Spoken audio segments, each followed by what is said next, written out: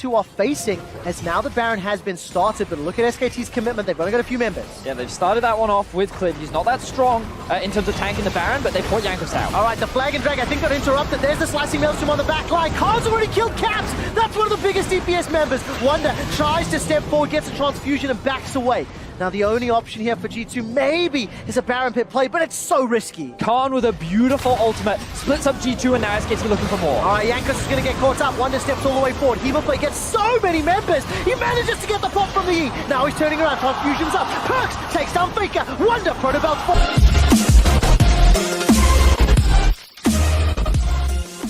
Cavalier and leaving at level 3, Faker might have to change his innate identity to make this work. Well, G2 Esports' creative, explosive, inventive team. Caps has debuted his first ever Morgana and now his first Azir. Also be able to gain decent priority when you combine his Q with his passive. The bot lane is the one I have question marks around about who gains. Play from G2, toying with some level 1s as the game has, as the series has unfolded, so I want to track their decision making and also then take a closer look.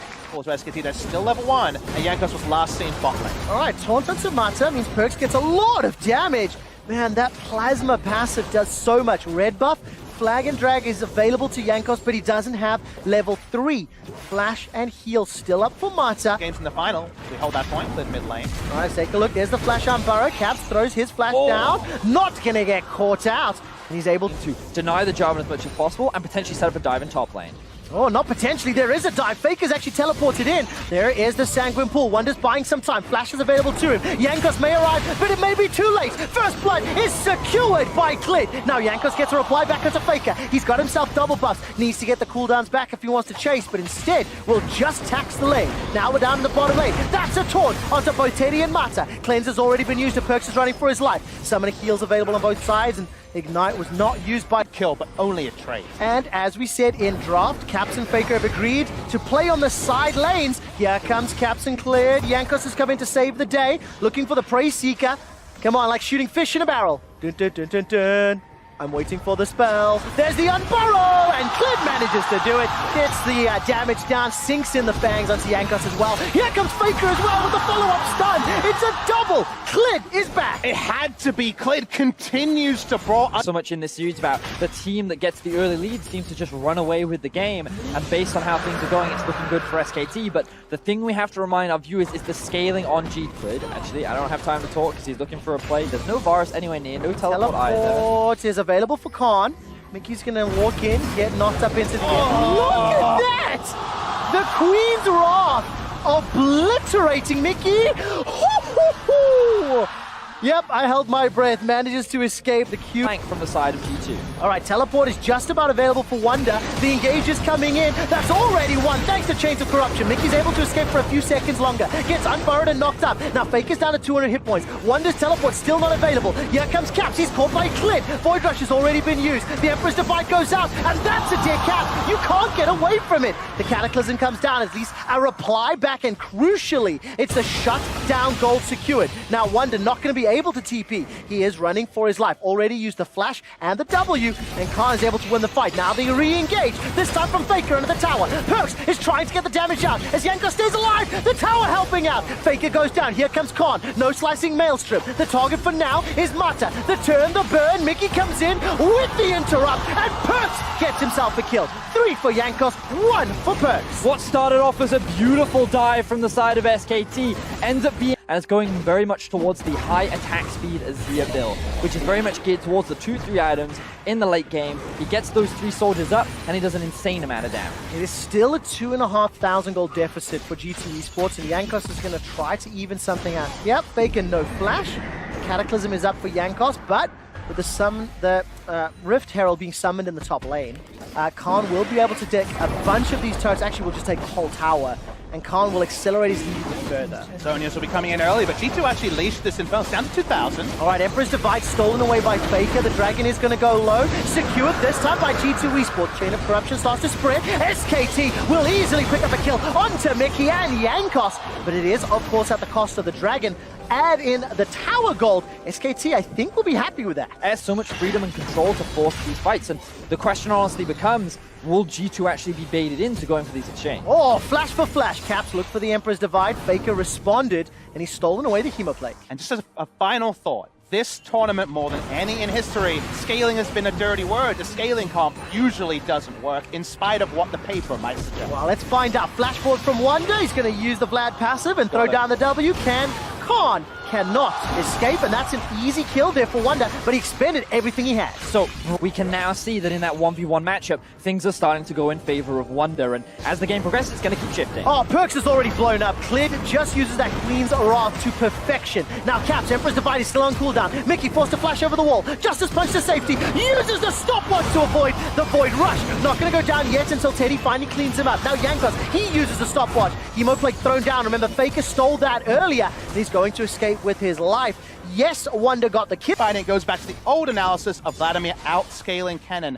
in the 1v1, and that's the best news story for the side of G2. Now the Morellonomicon has been completed on Khan, so having that healing reduction will definitely be a little bit more valuable in the 1 versus 1, but with regards to the rest of the map, SKT is still maintaining control, and we can see Jankos getting pushed further and further out of his jungle as Clid pushes this vision line up even more. All right, first tower secured by G2 Esports in the top lane at the cost of the mid lane and the Infernal. That's 2 Infernals for SK Telecom. 6,000 gold lead. Time to stall this game out. It's 20 minutes in, but Caps is dead. He's going to get caught up. No, he escapes the eventuality. Clid's Void Rush, I didn't see that one starting. And he does end up picking up kill number 8. And Caps isolated once again. Clid finds the pick. His hunt was... This is the call for Baron. G2 Esports are going to try force this one away. Hemoplay stolen away by Faker. And look, SKT, they got the TP at no real cost. Exactly. Clid and Faker have too much threat with just the Hemo Plague and Clid having so many defensive tools. Perps is recalling. Kind of a lazy spot, but won't be caught.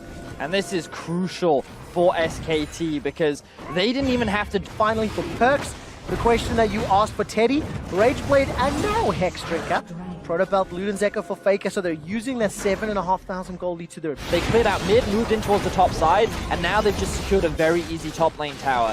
Very playbook, very standard, good control setup to result in G2 not having any answer. And let's see what SKT do now. Waiting in the bush. G2 are somewhat split. This is the collapse that maybe SKT so close. Dancing with death. Yankos is now going to be the next target. SKT are just fishing. They've got their fishing rods out. They're looking for targets, and they finally found themselves a G2 Esports member. Faker takes down Yankos. It felt inevitable with the amount of control they have. And that inevitability is not a Yankos mistake, but someone has to be there to check the Baron. He has the flag to throw over the wall. They had no time to back him by control wards. Someone's got a face check, and here comes Clid. Oh man, there we go. Mickey cannot flash away from this one. Caps has thrown up at least one soldier. If SKT stick in the choke point, maybe. Here comes Caps, goes for the slide and the glide, holding on to his ultimate. Faker takes a couple of autos to the face, but Perks loses his flash in the process, and SKT back away. Mata actually gets both carry flashes for his own flash Glacial Fissure, so that's definitely the Bazinga value for him. All right, once again, SK Telecom setting up vision, making as much darkness as possible, so that G2 Esports have to commit themselves in the most unsafe ways. The Observer's really helping to highlight the problems that G2 are facing as now the Baron has been started, but look at SKT's commitment. They've only got a few members. Yeah, they've started that one off with Clid. He's not that strong in terms of tanking the Baron, but they brought Yankos out. All right, the flag and drag, I think, got interrupted. There's the slicing maelstrom on the back line. Khan's already killed Caps. That's one of the biggest DPS members. Wonder tries to step forward, gets a transfusion, and backs away. Now, the only option here for G2 maybe is a Baron pit play, but it's so risky. Khan with a beautiful ultimate splits up G2, and now SKT looking for more. All right, Yankos is going to get caught up. Wonder steps all the way forward. Hemoplay gets so many members. He manages to get the pop from the E. Now he's turning around. Transfusion's up. Perks takes down Faker. Wonder, Protobelt forward. That's another reply. But look, the CC and the damage. Again, G2 Esports, they lose the fight, but they've stopped the Baron for now. But with Teddy being at full health, they may be able to just make their way back towards it. Khan can just tank up. Got it! Perks gets taken out by Sniper Teddy, and now SKT make their way towards the Baron. And that means the guaranteed Baron here. You'd have to think. Now, Caps has TP. Wonder in 30 seconds. Do they go for a last-second contest? 12,000 gold advantage for SKT. Baron is going low. Caps has teleport and ultimate available, but there's no real target for him to get there in time. SK Telecom secure the Baron. They secure the kills. TP coming through. They're going for an all-in. All right, they are indeed. Caps and Wonder going to try to run him down. Flash is available for Caps in a few seconds. It's not up yet. Slide and the glide. There's the Emperor's Divide as well, but at what cost? Bottom tower for the inhibitors down. The inhibitor will be secured as well. SK Telecom considering pushing in, but this is a 5v4. Once the recalls come in, Wonder actually teleports for this one. Use the Hemo Plague in the top lane, and Nexus turret falls. Teddy's Chain of Corruption is on cooldown. Wonder's going to continue chasing. Here comes Jankos. Cataclysm available to him. So many ultis into it that I don't even know if they could have gone for that trade. And meanwhile, Caps is just losing his life in the Yeah, the Void Rush was good. The reply flash, though, now Caps throws down the passive.